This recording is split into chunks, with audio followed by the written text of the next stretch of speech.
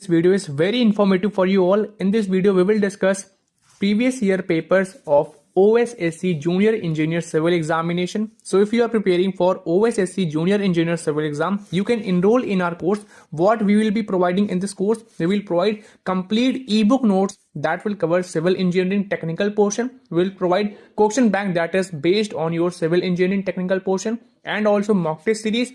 Plus, we will also provide test pass. So test pass contains 3000 plus mock test series. Course medium is your English.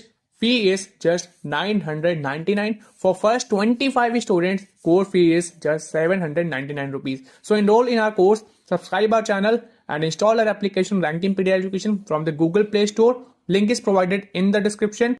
So our first question is, unit of measurement of roofing tile is specified in terms of, your options are square meter, cum is your cubic meter, and your third option is number, and last option is kg. So which of the option is correct? You have to answer this.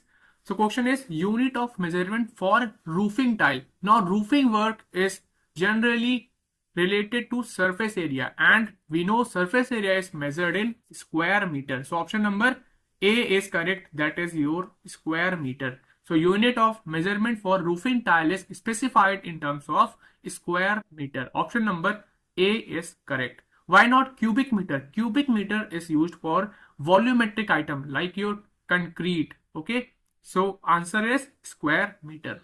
Next question is, grader is mainly used for, so your options are trimming and finishing, shaping and trimming, finishing and shaping, finishing, shaping and trimming.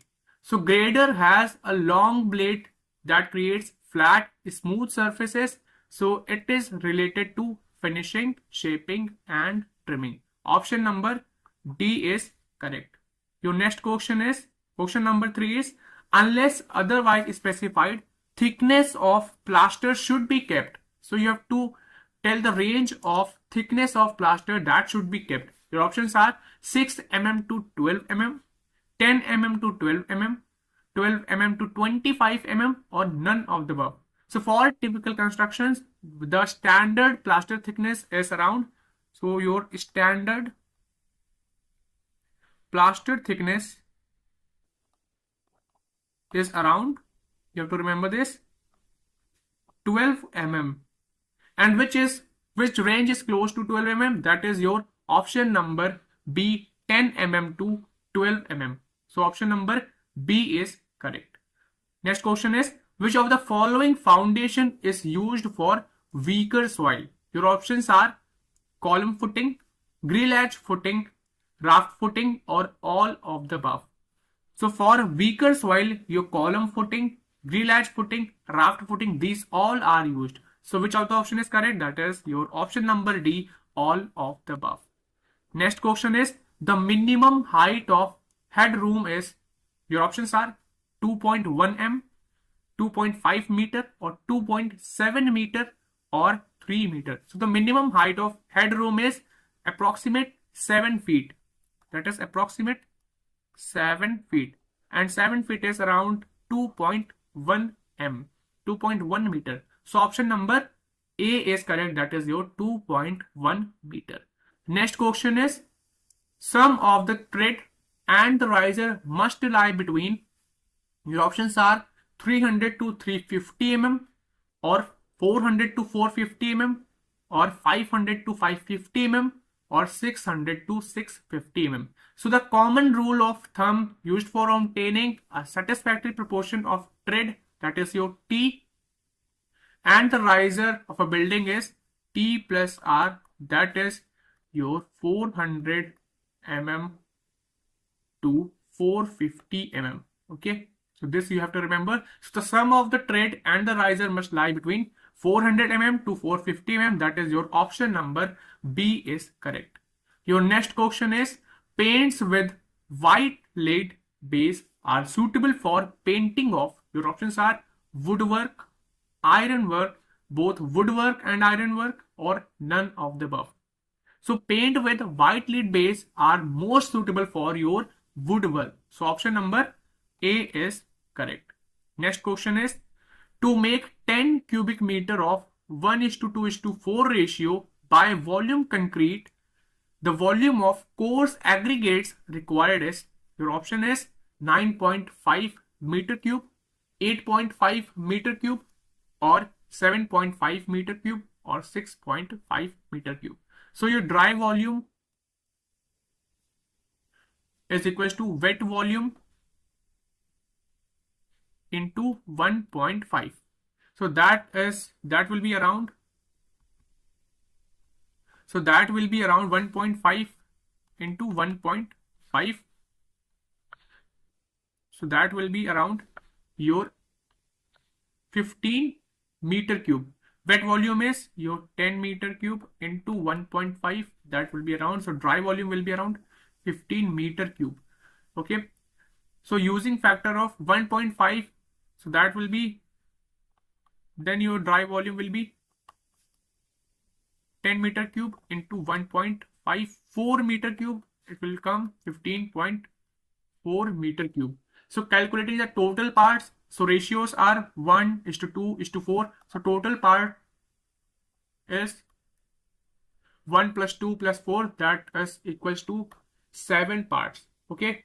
Now we have to calculate what? Volume of coarse aggregate. So volume of coarse aggregate will be calculated by coarse aggregate parts upon total parts into dry volume. Now coarse aggregate parts by total part are 7. Coarse aggregate part are your 4. So 4 by 7. And dry volume we have calculated, that is 15 meter cube. So if we calculate this, what we will get? And also we have calculated dry volume when the factor was 1.54. So it was 15.4 meter cube. So it will come around 8.8 meter cube. When you will calculate 4 by 7 into 15 by 4, this will get the value, we will get the value 8.8 meter cube. So which is closest? Which option is closest near 8.8 meter cube? That is your option number B, 8.5 meter cube. Next question is, minimum width of landing should be, your options are equal to the width of stairs, half the width of stairs, or twice the width of stairs, or 1/4 the width of stairs. So minimum width of landing should be equal to the width of stairs. Option number A is correct. Your 10th question is, with increase in WC ratio. So your WC ratio is what? It is your water cement ratio. This is your water cement ratio. Okay. So with increase in WC ratio in a concrete mix. So what happens if water cement ratio increases? Your options are strength decreases and workability increases. Option number B is strength and workability both decreases, or option number C, workability increases. Option D is strength increases and workability decreases. So as WC ratio, that is the water cement ratio, increases, your strength decreases and workability increases. So which option is correct? That is your option number A. Okay. So an increase in water cement ratio means what? More water is present than is needed for your chemical reaction, that is hydration with the cement. So as water cement ratio increases, your strength decreases and workability increases. Option number A is correct. Next question is, the shear stress at the center of circular shaft under torsion is, options are 0, minimum, maximum, or infinity. So the shear stress at the center of circular shaft under torsion is your 0, because shear stress is directly proportional to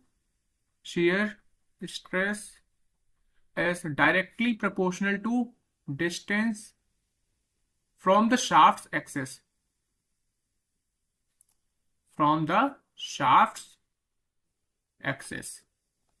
That means it is 0 at the center. So R is 0 at the center, and it is maximum at your outer surface when small r is equals to capital R. Okay. So the shear stress at the center of circular shaft under torsion is your 0. Option number A is correct. Next question is, question number 12 is, two beam, one of circular cross section and the other of square cross section have equal area of cross section when this beam are subjected to bending. So we have to answer what conditions satisfy what arises. Option number A is both beams are equally economical. Option B is square beam is more economical. Option C is circular beam is more economical, or option number D is none of the above. So economy of beam section under bending is determined by section modulus, that is your Z. Okay, so it is determined by section modulus. Z is your what? Section modulus. Now which of the option is correct? Square beam is more economical. Option number B is correct. Next question is, when the cantilever beam is loaded at its free end, the maximum compressive stress shall develop at, your options are bottom fiber, top fiber, neutral axis, or center of gravity. So when a downloaded load is applied to the free end of cantilever beam, the maximum compressive stress is developed at your bottom fiber. Why? Because the beam bends downward, which causes the bottom fiber to contract more than any other part. Okay, so which of the option is correct? That is your option number A, bottom fiber, because the beam bends downward.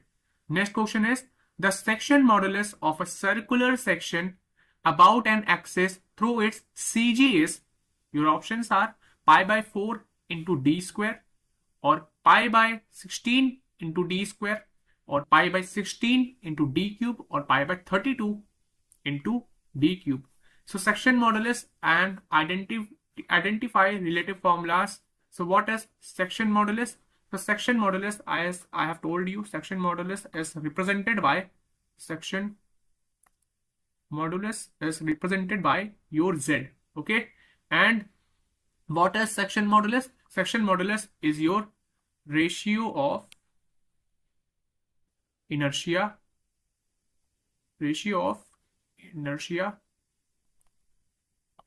by fiber, that is your Y max. So section modulus is what? It is your Z is equals to I by Y max. Okay, so for solid circular section D with the diameter, if solid circular section has a diameter D, so the moment of inertia about an axis through its CG will be, then I will be your pi D 5 to the power 4 by 64, or you can say pi by 64 into D to the power 4. And now if we substitute I value over here, what we will get? We will get Z is equals to pi D to the power 4 by 64, and your Y max is D by 2. Okay, so the distance of extreme fiber from your neutral axis will be D by 2. So after calculating the Z value from here, what we will get? We will get value Z is equals to pi D to the power 3. Okay, this will be cancelled out, and in denominator we will get 32. So which of the option is correct? That is the option number D, pi by 32 into D to the power 3, that, or you can say D cube. Next question is, when the shear force diagram is parabolic curve between 2 points, it indicates that there is. So when the shear force diagram is parabolic curve between the 2 points, what does it indicate? So you have to answer this. Option is point load at the 2 point, or no loading between the 2 points, or uniformly distributed load between the 2 points, or uniformly varying load between the 2 points. So which is correct? That is your uniformly varying load between the 2 points. Option number D is correct. Next question is question number 16. When a cantilever beam is loaded with uniformly distributed loads, okay, check here, with the uniformly distributed loads, the bending moment diagram, then the bending moment diagram will be, your options are horizontal straight line, vertical straight line, or inclined straight line, or a parabolic curve. So when a cantilever beam is loaded with uniformly distributed load, the bending moment diagram will be parabolic curve. Okay. Option number D is correct. Question number 17 is the Poisson's ratio for steel varies from, your options are 0.23 to 0.27, 0.25 to 0.33, 0.31 to 0.34, or 0.32 to 0.42. So Poisson's ratio for your steel. So for steel, it ranges within 0.25 to 0.33. Okay. 0.33 to 0.2527 is the range for your cast iron, and 0.32 to 0.42 is the range for your brass. So for steel, your Poisson ratio varies from 0.25 to 0.33. Option number B is correct. Next question is the length of conical bar is L, diameter of the base is D, weight per unit volume is W. It is represented by W. It is fixed at its upper end. Okay, fixed at its upper end and hanging freely. The elongation of the bar under action of its own weight will be. So we have to determine the elongation of the bar under action of its own weight. Options are WL square by 2E, or WL square by 4E, or WL square by 6E, or WL square by 8. So which is correct? That is your WL square by 6E. Option number C is correct. Okay. Next question is modular ratio of two material is the ratio of. So we have to tell what is actually a modular ratio of two material. Answer is, your options are given: linear stress to linear strain, or shear stress to shear strain, or their modulus of elasticity, or their modulus of rigidity. So your modular ratio of two material is what? The ratio of modulus of elasticities. M is E1 by E2. Option number C is correct. That is their modulus of elasticities. Option number C is correct. Next question is question number 20. Slenderness ratio of a compression member is the ratio of effective length of the compression member to what? So we have to tell what is actually slenderness ratio. So slenderness ratio is what? Slenderness ratio of compression member is the ratio of effective length of the compression member to the radius of gyration. Option number C is correct. Okay. So slenderness ratio is ratio of effective length of the compression member to the radius of gyration. So option number C is correct. So next question is, which of the following is the best compression member section? Answer is, your options are given: single angle section, or option B, double angle section, or I section, or tubular section. So best compression member section is your tubular section. That is your option number D is correct. Okay. Tubular is a like hollow circular section.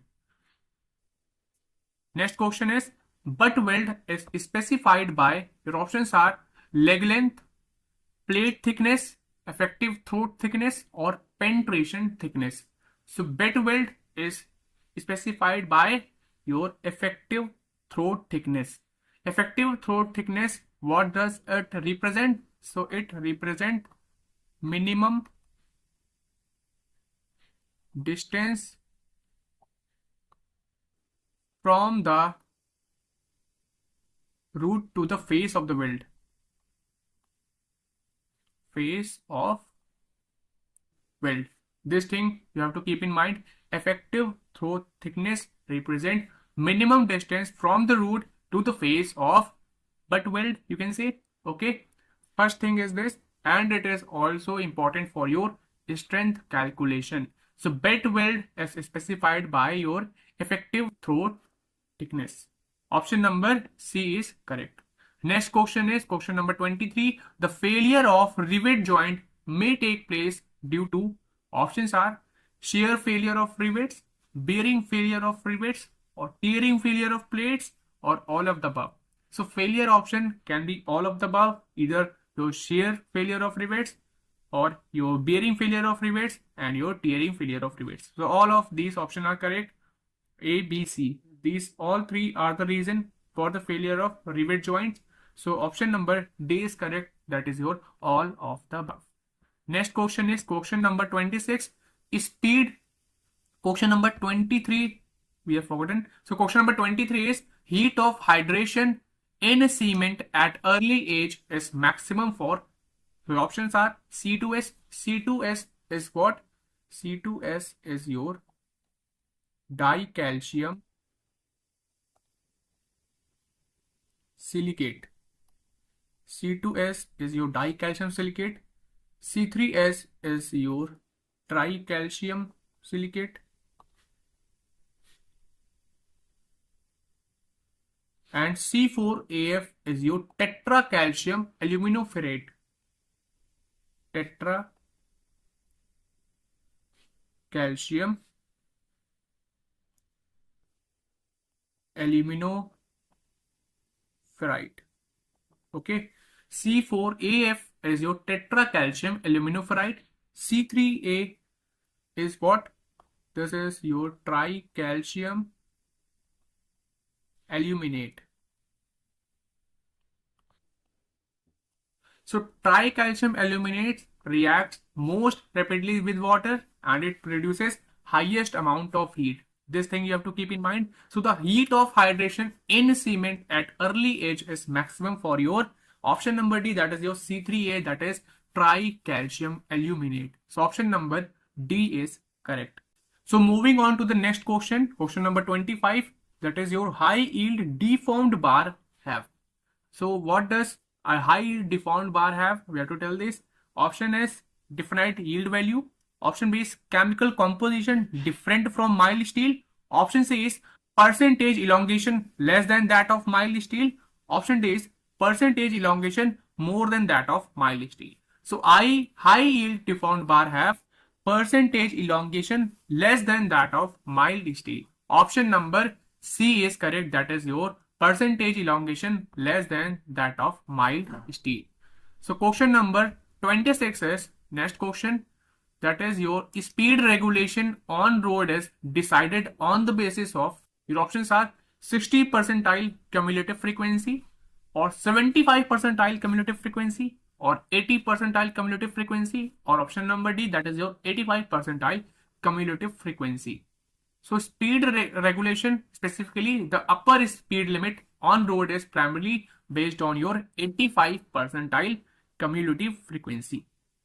Okay, that is your upper speed limit is generally based on your 85 percentile cumulative frequency. Option number D is correct.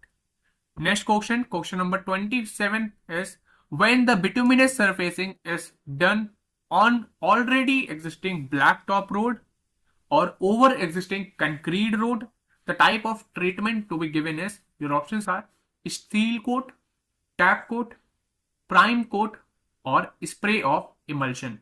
So that is your tap coat. Okay, option number B is correct. Next question is the type of transition curve generally provided on hill road is, options are circular, spiral, cubic parabola, or luminous straight. So on hill road, your spiral, or you can say clothoid, is generally provided. Okay, so option number B is correct. The type of transition curve generally provided on hill road is spiral, or in case the spiral option is not there, it is your clothoid. Option number B is correct. Next question is the percentage compensation ingredient for ruling gradient of 4% and horizontal curve of radius is your 760 m. So we have to what we have to tell? We have to tell the percentage compensation ingredient for ruling gradient. So that is your no compensation. Option number D is correct. So according to IRC recommendation, grade compensation is not necessary for your gradient that are flatter than 4%. This thing you have to keep in mind. So the correct answer for this question is no compensation. Option number D is correct. Next question is road tar RT4 is recommended for, your options are surface painting, renewal of coat, premixing tar macadam in base course, or all of the above. So road tar, that is your RT4, is recommended for premixing tar macadam in base course. Option number C is correct. Okay, so road tar RT4 is what? It is highly recommended for your premixing tar macadam in base course. So you have to know about RT1. What is RT1? RT1 is for surface painting in very cold weather. RT2 is for standard surface painting in normal Indian condition. Okay, so RT2 is for your normal Indian condition surface painting. RT3 is for surface painting, renewal course or premixing chips for top courses. RT4 is used for premixing bar macadam in base course, and RT5 is for grounding. Okay, RT5 is for grounding and it has highest viscosity. This thing you have to keep in mind. RT5 has highest viscosity. RT2 is a standard surface painting which is normally used in Indian conditions. Okay, RT4 is recommended for your premixing bar tar macadam in base course. Option number C is correct. So if you are preparing for OSSC Junior Engineer Civil Exam, you can enroll in our course. What we will be providing in this course, we will provide complete ebook notes that will cover civil engineering technical portion. We will provide question bank that is based on your civil engineering technical portion, and also mock test series. Plus we will also provide test pass. So test pass contains 3000 plus mock test series.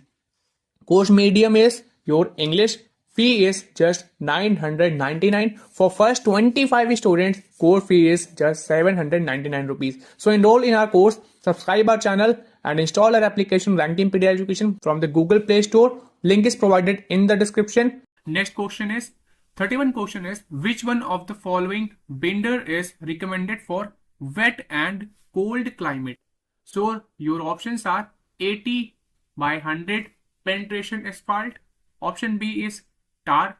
Option C is cutback. Option D is emulsion.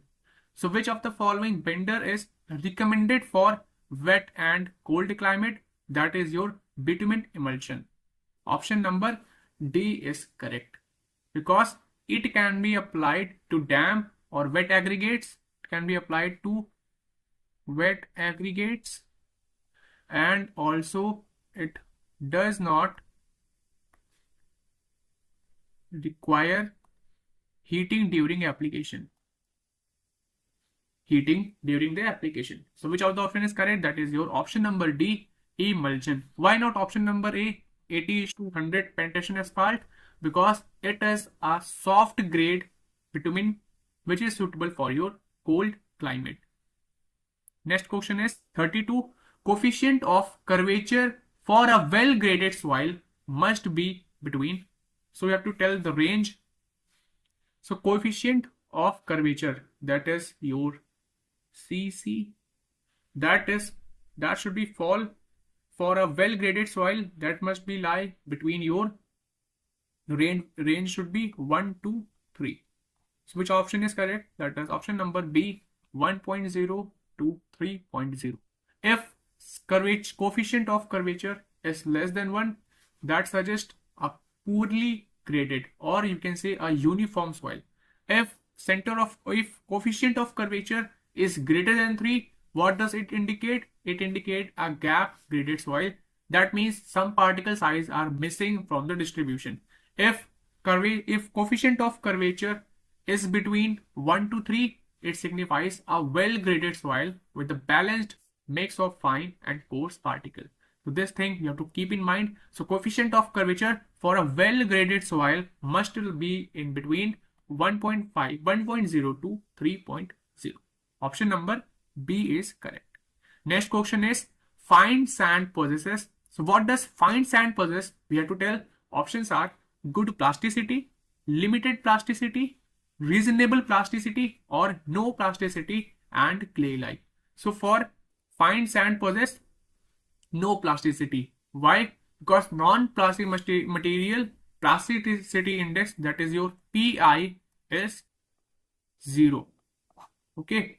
So which of the following option is correct? That is option number D, no plasticity and clay-like.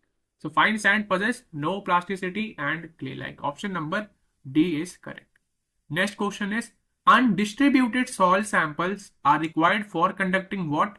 So we have to answer which test is conducted for undistributed soil samples. Okay, so undistributed soil samples are required for conducting. Your options are hydrometer test, shrinkage limit test, consolidation test, or specific gravity test. So undistributed soil samples are required for conducting consolidation test. Consolidation test measures what? It measures soil settlement and compression under load. So this thing you have to remember. So which of the option is correct? Option number C, consolidation test. Next question is question number 35. If the shearing stress is 0 on two plane, then the angle between the two plane is 90 degree. It is very easy question. Option number B, 90 degree is correct. Next question is question number 36.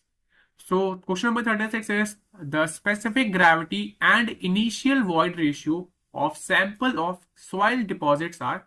So specific gravity is given, that is your 2.71. Initial void ratio is given, that is your 0.85. So what is given? We have to note down this. Specific gravity, that is your GS, is given, that is your 2.71.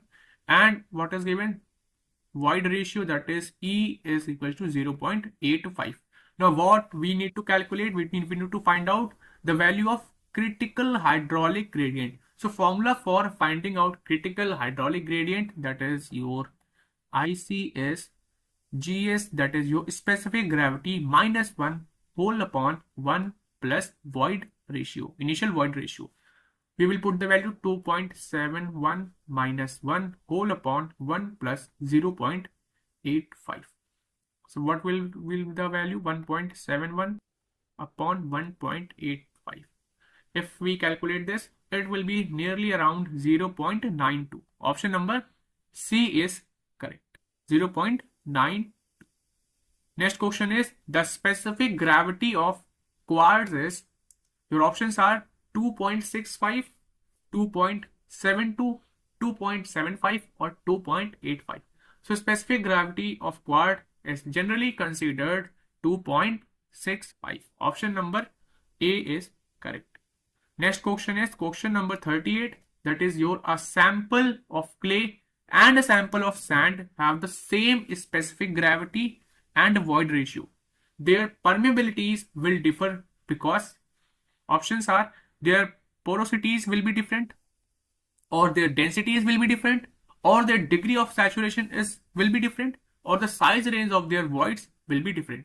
So which of the following is the reason? That is the size range of their voids will be different. Option number D is correct. Next question is question number 39. That is a rheatic line is defined as a line within a dam section below which there are, your options are positive equipotential lines, positive hydrostatic pressure, or negative hydrostatic pressure, or none of the above. So rheatic line is defined as the line within a dam section below which there are positive hydrostatic pressure. Option number D, option number B is correct. That is your positive hydrostatic pressure. Next question is when the degree of consolidation is 50%, the time factor is about, your options are 0.2, 0.5, 1 or 2. Okay. So degree of consolidation, that is U is given, that is your 50%, or we can say it is 0.5. We need to find the time factor. We need to find the value of TV. Okay. So what is the formula for this? Time factor is equal to pi by 4 into degree of consolidation whole square. So we will calculate this pi by 4 into 0. What is u square? It is a u square, that is your degree of consolidation. So u square is 0.5 whole square. So when we will calculate this, so pi by 4 value is around something approximate 0.78 and 0.5 whole square is 0.25. So if we calculate 0.78 into 0.25, it will be approx value will be 0.196. Okay, so this will be the approximate value. So which option is correct? That is your option number D, 2.0 is the correct answer for this question. So when the degree of consolidation is 50%, the time factor is about 2. Option number 0.96 is nearly around 0.2, not 2. So option number A will be correct. Okay, so 0.196 is there, not 1 point something. So option number A is correct, that is your 0.2. So when the degree of consolidation is 50%, the time factor is about 0.2. Option number A is correct. So the next question is question number 41, that is the soil moisture driven off by heat is called. So you have to tell a soil moisture driven off by heat, what is called? Your options are free water, hygroscopic water, gravity water, or fringe water. So soil moisture often driven off by heat is called your hygroscopic water. What is your hygroscopic water? It is actually a thin film of water which is held strongly by soil particle surface through molecular attraction. This thing you have to keep in mind. So option number B is correct, that is your hygroscopic water. Next question is question number 42. Coefficient of compressibility of soil is the ratio of, your options are stress to strain, strain to stress, or stress to settlement, or rate of loading to settlement. So coefficient of compressibility of soil is the ratio of strain to stress. Option number B is correct. That is AV is equals to minus ratio of strain to stress. Next question is the process of turning the telescope of theodolite over its supporting axis through 180 degree in a vertical plane is called. Your options are transiting, reversing, plunging, or any one of the above. So which of the following is the correct? So transiting, reversing, and plunging, these all three are referred to rotating the theodolite telescope 180 degree in a vertical plane. So which of the option is correct? That is option number D, any one of the above. Or here option number D can be all of these. Okay. Next question is question number 44. The horizontal angle between the true meridian and a survey line is called. Your options are magnetic bearing, azimuth, dip, or magnetic declination. So which of the following is correct? So the horizontal angle between the true meridian and a survey line is called azimuth. Option number B is correct. It is also called true bearing. Okay.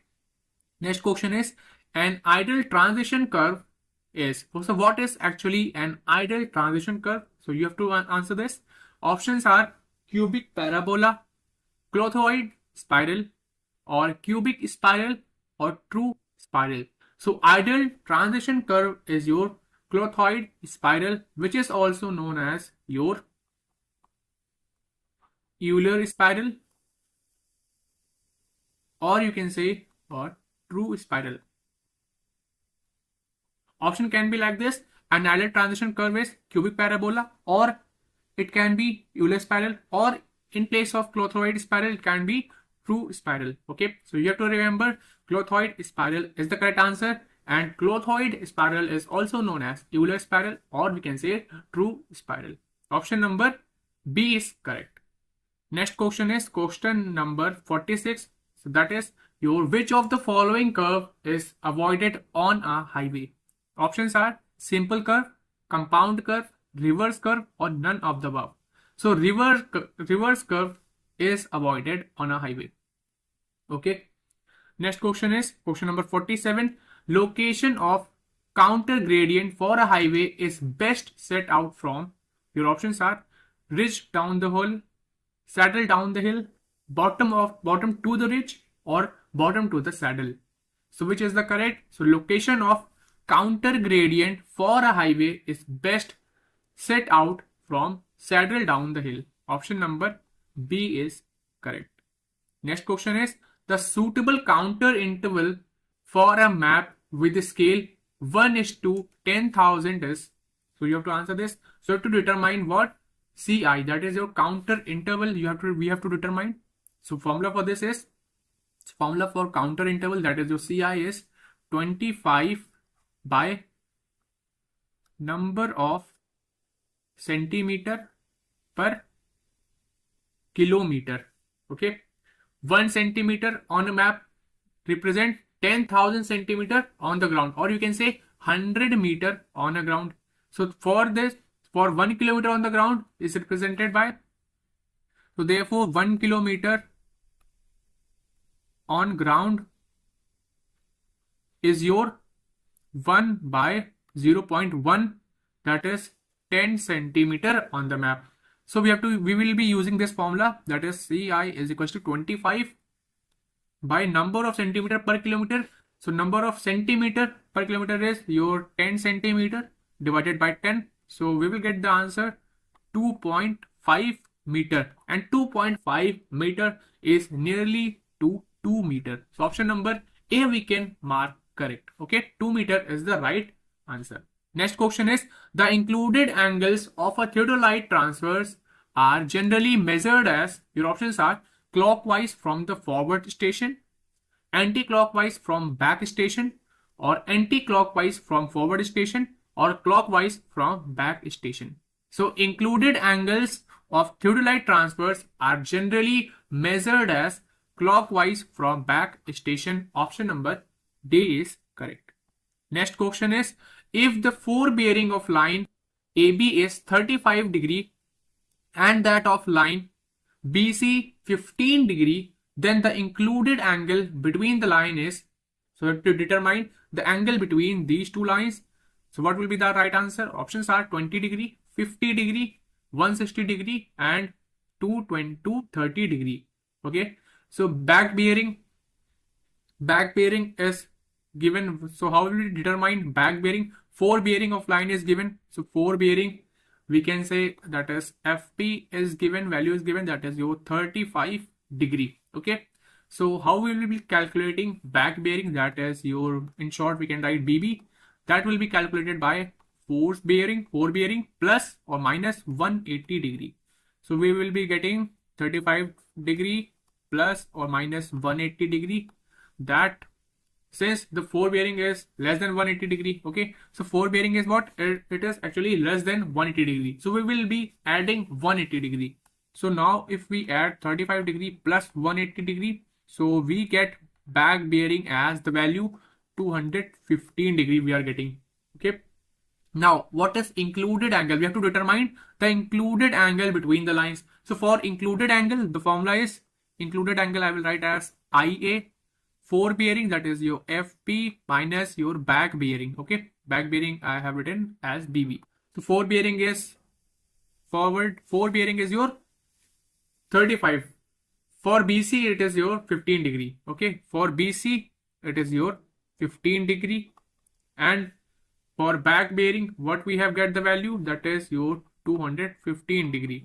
So what we have get, minus 200 degree. Included angle that we have get minus 200 degree.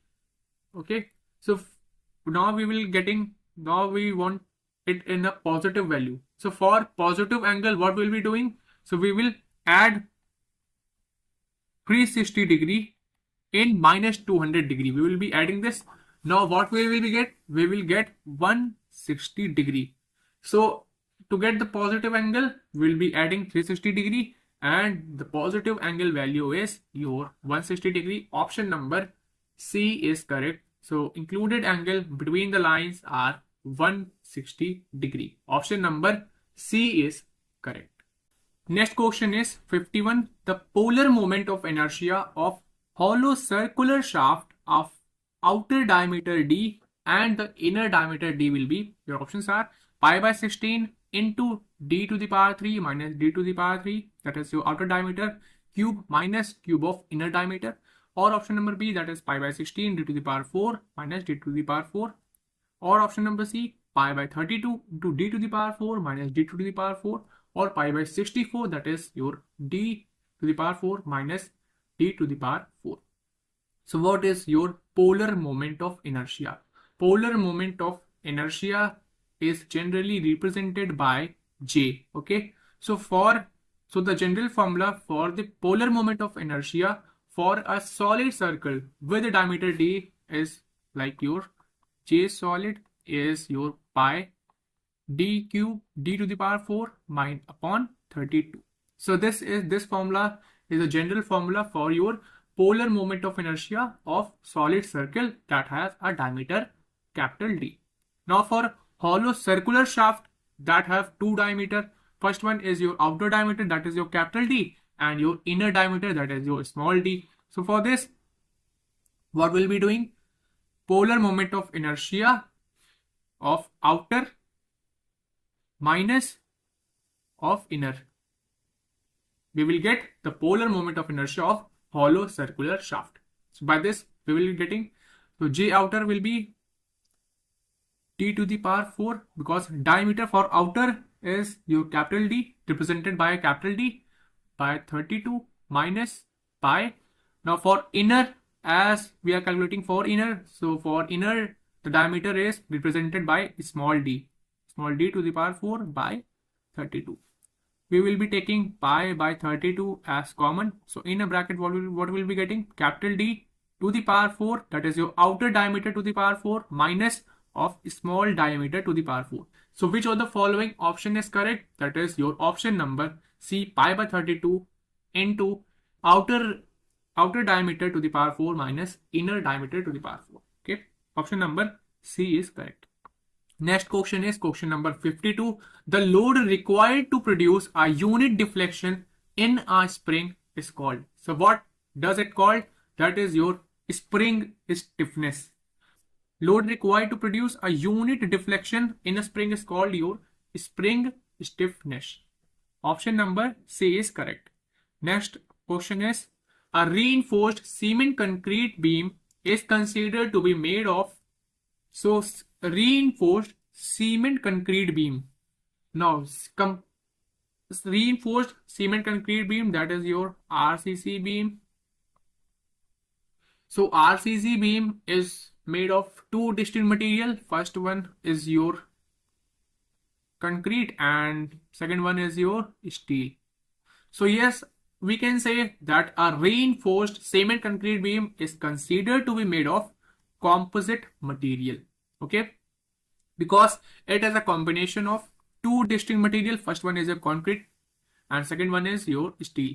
So RCC beam is considered to be a composite material. That is your option number C is correct. Next question is, factor of safety is defined as the ratio of, so factor of safety, that is your FOS.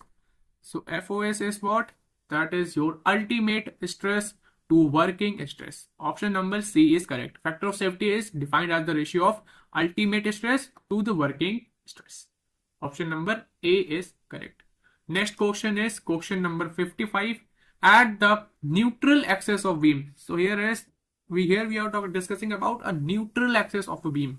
So what does happens? Option number A says our layers are subjected to maximum bending stress. Option B says our layers are subjected to minimum bending stress. Option C says the layers are subjected to compression. Option D says the layers do not undergo any strain. So at the neutral axis of beam, which is the correct statement? So what does actually occurs at a neutral axis of beam? Bending stress is 0. So at neutral axis of beam, your bending stress is 0. So which of the following statement is correct? That is, the layers do not undergo any strain. As your bending stress is 0, that means fiber neither stretches nor compress. That means the layer do not undergo any strain. Option number D is correct. Next question is question number 56. That is, your a rod is enclosed centrally in a tube and the assembly is tightened by a rigid washer, if the assemble is subjected to compressive load, then what happens? Your options are rod is under compression, option B is tube is under compression, or both tube and rod are under compression, or tube is under tension and rod is under compression.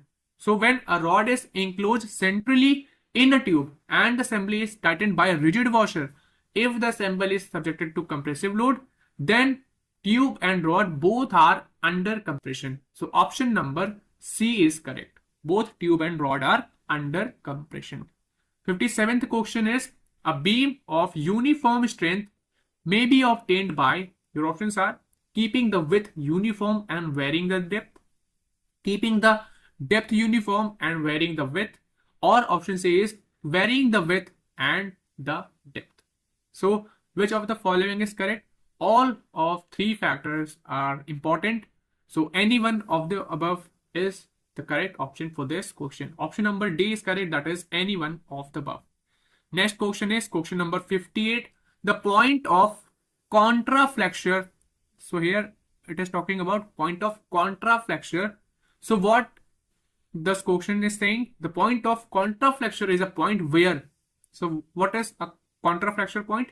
So options are shear force changes sign, bending moment changes sign, shear force is maximum, or bending moment is maximum. So point of contraflexure is also known as your inflection point. And it generally occurs in a beam when the bending moment is 0. So if the bending moment is 0, if the bending moment is 0, or the bending moment is changing sign from positive to negative or from negative to positive. So that means which of the option is correct?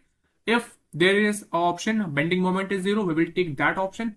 But here is the option that bending moment changes sign and it satisfies the conditions. So point of contraflexure arises with the two conditions, when the bending moment is 0 and second is bending moment changes sign. That means from positive to negative or from negative to positive. So option number B is correct. Next question is, your Euler's formula is valid for. So as we know, your Euler's formula is valid for your long columns. Option number B is correct. Your next question is, an isometric view provides. So what does an isometric view provides? Options are just another elevation details, a two-dimensional details, a three-dimensional details, or a equal projection line of equal length. So an isometric view provides a 3D details, a three-dimensional details. Option number C is correct of this question. So if you are preparing for OSSC Junior Engineer Civil exam, you can enroll in our course. What we will be providing in this course, we will provide complete ebook notes that will cover civil engineering technical portion. We will provide question bank that is based on your civil engineering technical portion, and also mock test series. Plus we will also provide test pass. So test pass contains 3000 plus mock test series. Course medium is your English. Fee is just 999. For first 25 students, course fee is just 799 rupees. So enroll in our course, subscribe our channel and install our application RankTeampedia Education from the Google Play Store. Link is provided in the description. Next question is, unit weight of concrete is taken as, your options are 25 kilonewton per meter cube, or 20 kN per meter cube, or 24 kN per meter cube, or 18 kN per meter cube. So unit weight for concrete is generally taken as 25 kilonewton per meter cube.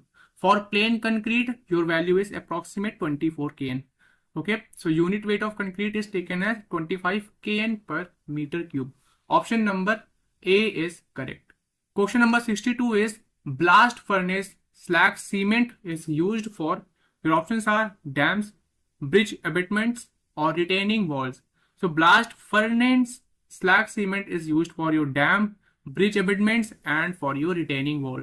So option number D, all of the above, is the correct answer. Next question is, biological action is used in, your options are screens, sedimentation tanks, trickling filters, or all of the above? So biological action is used in your trickling filters. Why? Because it is the main component of secondary wastewater treatment. So biological action is used in trickling filters. Option number C is correct. Next question is minimum compressive strength of burnt clay breakage. Your options are 10.5 MPa or 7.5 MPa or 3.5 MPa or 5 MPa. So minimum compressive strength of a burnt clay brick is your 3.5 MPa. That is your option number C is correct. Next question is approximate cost of for water supply is, your options are 4 to 5% of estimated cost of the building works, or 2 to 3%, or 5 to 7%, or 1 to 2%. So approximate cost for water supply is generally 5 to 7% of the estimate cost of the building works. Option number C is correct. Next question is question number 66. That is your original cost of the property minus depreciation is what? So the original cost of the property minus depreciation is your book value. Option number A is correct. Next question is an aggregating river is what? Your options are silting river, scouring river, both silting and scouring river, or neither silting nor scouring river. So an aggregating river is your silting river. Next question is 68. The drainage water intercepting the canal can be disposed of by passing the canal below the drainage in.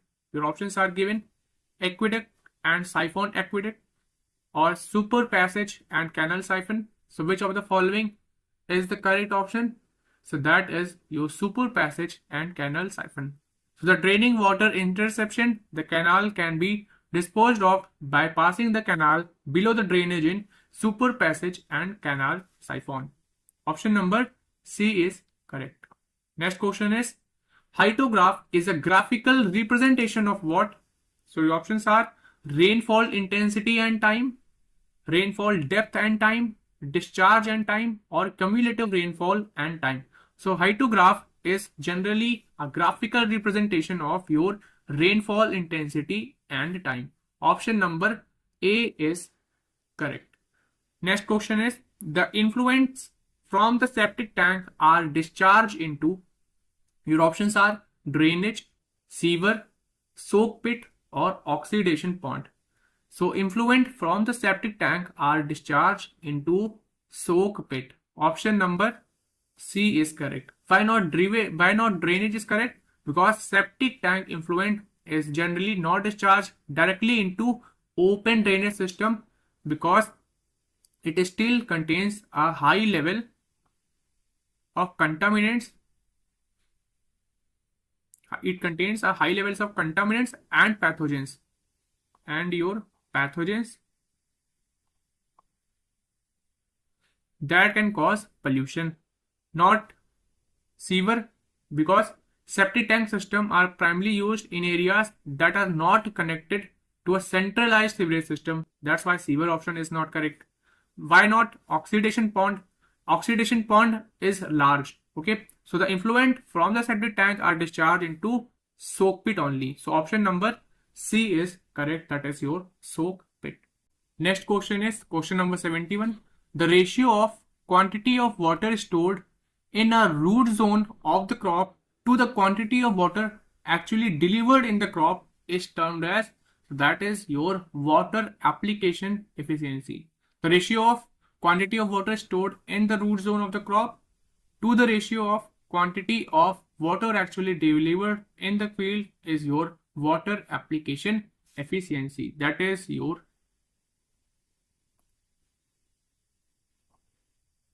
WF. Okay, so water application efficiency is your NA. It is actually the ratio of quantity of water stored in root zone of the crop, that is WS, to the quantity of water actually delivered in the field, that is WF into 100%.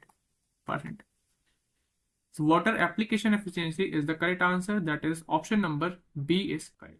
Next question is the amount of chlorine used for plain chlorination of water is about. So the normal dose of chlorine that is used for plain chlorination is about 0.5 mg per L, which is equivalent to 0.5 ppm. So option number D is correct. Next question is the characteristics of fresh and septic sewage respectively are. So what is the characteristics of fresh sewage and septic sewage? You have to know. So for fresh sewage is what? Fresh sewage is generally alkaline in nature. That means pH value is greater than 7. And septic sewage is your old sewage. So septic sewage is your old sewage and it is therefore acidic in nature. Now if it is acidic in nature, that means pH value is less than 7. So which option is correct? That is option number B, alkaline and acidic. So the characteristics of fresh and septic sewage respectively are alkaline and acidic. Option number B is correct. Next question is question number 74.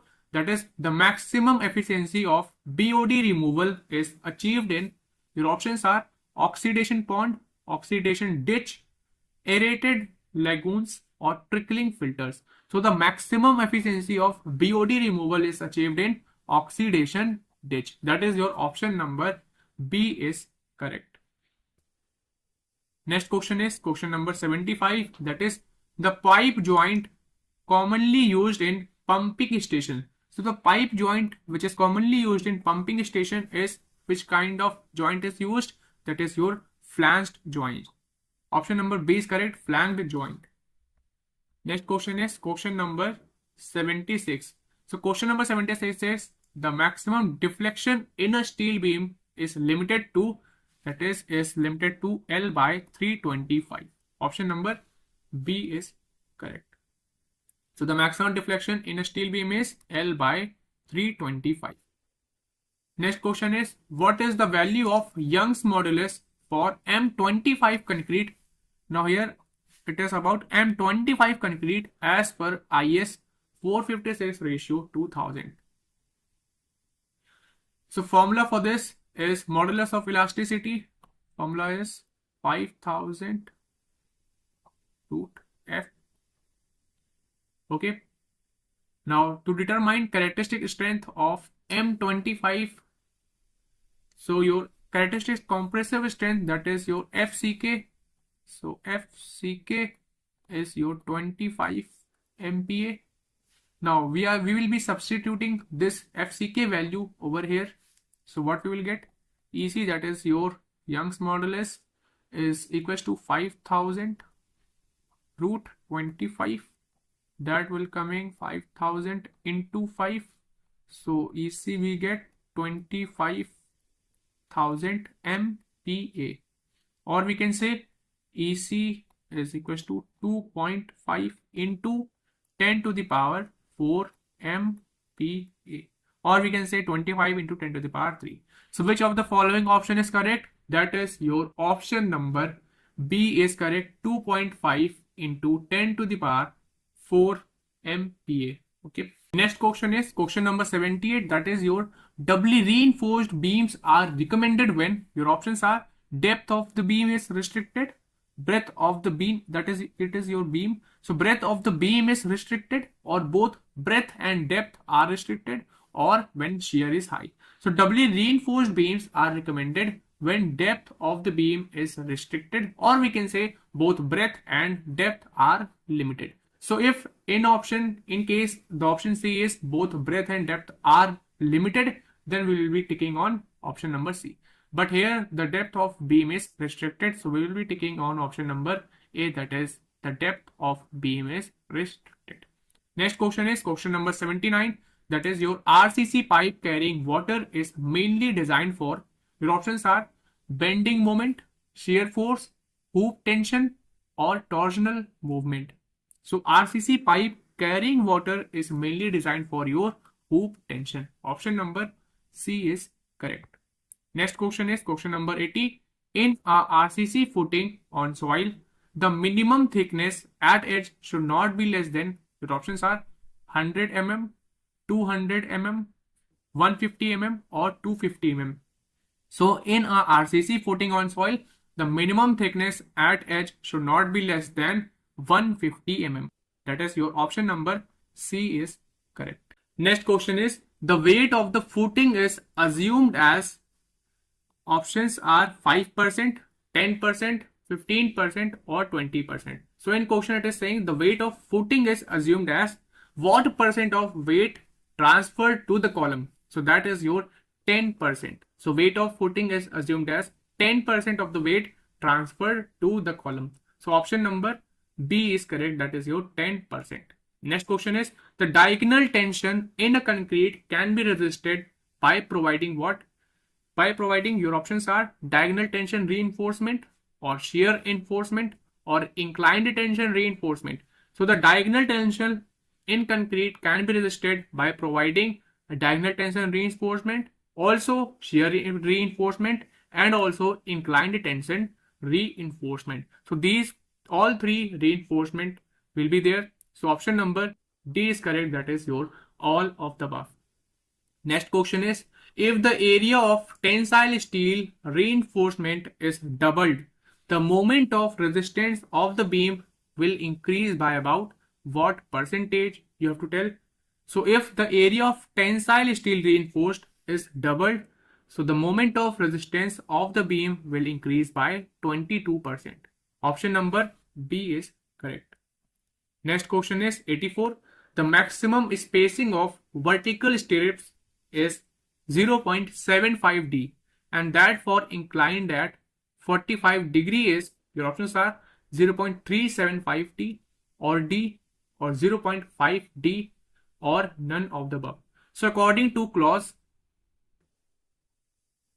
26.5.1.5, the ISC, that is your Indian Standard Code IS 456 ratio 2000, the maximum spacing of shear reinforcement for vertical stirrups, the maximum spacing is 0.75 D and for inclined stirrups at 45 degree it is D. So option number B is correct. Next question is, the factor of safety for concrete and steel in the working stress method are taken as, so that are taken as 3 and 1.78. Option number A is correct. Next question is question number 86. That is, the formwork of RCC slabs up to 4.5 meter span can be removed after, your options are 1 day, 3 day, 7 day or 14 day. So slabs up to 4.5 can be removed after 7 days and slabs up to 4.5 meter proofs can be removed after 14 days. Okay, slab up to 4.5 can be removed after 7 days and slabs over 4.5 can be removed after 14 days, and for vertical formwork it is 16 to 24 hours. So you will remember this. Okay, so for this option is, which of the following option is correct? That is option number C, 7 days. So the formwork of RCC slabs up to, over here it is mentioned up to. If it is slab over 4.5, then we will be marking 14 days.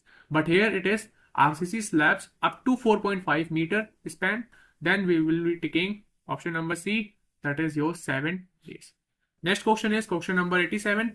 If the ratio of fine sand is increased in a concrete mix, its workability is likely to, your options are decrease, increase, or it remains constant, or none of the above. So if the ratio of fine sand is increased in a concrete mix, so the workability will be going to decrease. Option number A is correct. Next question is, most widely used type of deep state tube wells in India is, so most widely type of deep state tube wells in India are your strainer tube well. Option number B is correct. Strainer type tube wells are most widely deep state tube wells in India. Option number B is correct. Next question is 89th, that is your zone of aeration in subsurface water system does not include. So what does it not include? Your options are capillary zone, saturation zone, or soil water zone, or intermediate zone. So zone of aeration in a surface water system includes your capillary zone, it includes soil water zone, it includes intermediate zone, but it does not include your saturation zone. So option number B is correct. Next question is question number 90, that is your specific capacity of a well is, your options are decrease with diameter, decrease with time from the start of pumping, or increases with discharge rate, or none of the above. So specific capacity of well decreases with the time from the start of pumping, as you have seen. Okay, so 90th question option is option number B is correct, that is your decrease with time from the start of pumping. Next question is 91. In India, which of the following is adopted as standard recording rain gauge? So standard recording rain gauge is your natural siphon type. Okay, so natural siphon type, which is also known as what? It is also known as float type. It is specific for recording rain gauge, which is adopted by, you have to also remember this, it is adopted by IMD. What is IMD? IMD is your Indian Meteorological Department. Option number C is correct, that is your natural siphon type. Next question is, a manhole is classified as shallow if its depth is between, so you have to tell the range of manhole when it is classified as a shallow when the depth is in between 0.7 to 0.9 meter. Okay, shallow manhole ranges, depth ranges is between 0.7 meter to 0.9 meter. For normal manhole, your range is 0.9 to 1.5, and for deep manhole, your range is greater than 1.5 meter. These three things you have to remember. First is, for normal, your range is 0.9 to 1.5, and for shallow manhole, your range is 0.7 to 0.9 meter, and for deep manhole, your range is, your depth should be greater than 1.5 meter, that is 1500 mm. So option number C is correct, that is a manhole is classified as shallow if its depth is between 0.7 to 0.9 m, that is your meter.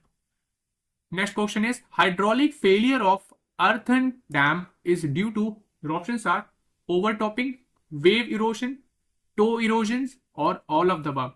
So all these factors, your overtopping, wave erosion, toe erosion, these all are the factors for your hydraulic failure. So option number D is correct, that is your all of the above. Next question is question number 94, that is your infiltration galleries are used to trap groundwater in, your options are sandy riverbed, or clayey riverbed, or rocky riverbed, or perennial riverbed. So infiltration galleries are used to trap groundwater in the sandy riverbed. Option number D is correct.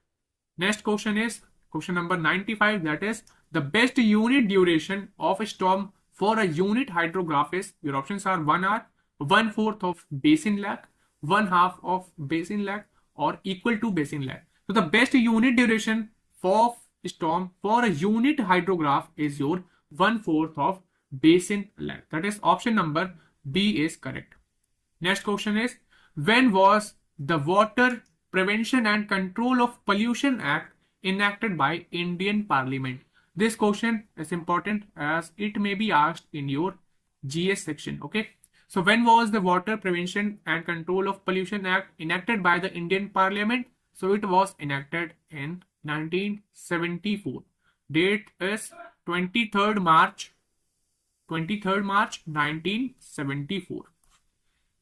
Next question is, an inverted siphon is generally designed for 1 pipe, 2 pipe, 3 pipe, or 4 pipe.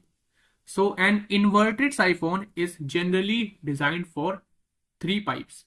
Okay, for 3 pipes. Option number C is correct. Next question is, The self-cleansing velocity of all sewers in India is usually, your options are given. So the self-cleansing velocity of all sewers in India is usually 0.90 meter per second to 1.2 meter per second. Option number A is correct. Next question is, the settling velocity of a particle in a sedimentation tank depends on, your options are surface area of tank, or on the depth of tank, or both surface area and depth of tank, or on volume of the tank. So overflow rate, that is your VO. Overflow rate is calculated by the flow of rate, that is your Q. Q is what? It is the flow of rate to the ratio of surface area. Surface area is generally denoted by A. So VO, that is your overflow rate, is calculated as the flow rate divided by surface area. Okay, VO of the tank. So the settling velocity of a particle in a sedimentation tank depends upon surface area of the tank. Okay, so option number A is correct, that is surface area of tank. Next question is, normal formation of a hill road for one-way traffic is, your options are 3.6 meter, 4.8 meter, 5.5 meter, or 6 meter. So the normal formation width of a hill road for one-way traffic is generally 3.6 meter. This is the standard width which is recommended by IRC, that is your Indian Road Congress. Okay, so the normal formation width of a hill road for one-way traffic is your 3.6 meter. To subscribe our channel Rankingpedia Education, I will upload this PYQ paper in my application Rankingpedia Education. So install our application from the Google Play Store. Link is provided in the description. Thanks for watching.